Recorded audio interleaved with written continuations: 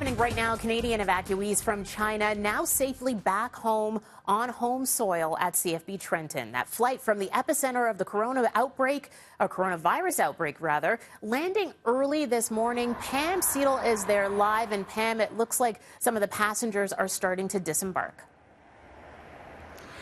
That's right, Tammy. We actually were going to show you some of those passengers disembarking. We did get a very distant shot of a few of them coming off, but in an apparent effort to guard their privacy, and I suppose that's considerate of the folks here at CFB Trenton, a truck has parked right in front of the steps that come down from the plane. So they are disembarking, and you can just imagine how exhausted they are. They came from Vancouver. Before that, obviously, Wuhan, and they arrived here at CFB Trenton at about 6:15. All 185 people are no doubt heaving a sigh of relief that they're finally home, even though they will be stuck here in quarantine for the next 2 weeks. They are joining the 213 evacuees. They arrived from Wuhan, China on Friday.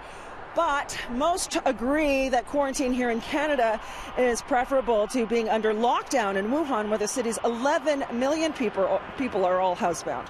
The first arrivals last week described actually quite nice living conditions, with private bathrooms in their rooms and a fridge and English language TV and the ability to chat on the phone and online with their friends.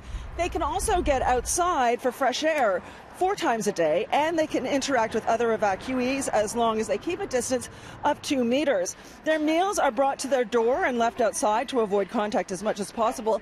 But from all accounts, it sounds like the food is pretty good. So they have been enjoying some comforts of home in spite of being quarantined here. One woman even described the atmosphere as a bit like summer camp.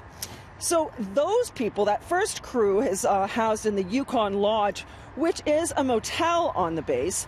But the new arrivals will be staying at the Hastings Hall, which is an older building. It doesn't sound like it has quite so many amenities. It's an officer's quarters where the rooms have a sink, but they will have to share bathrooms.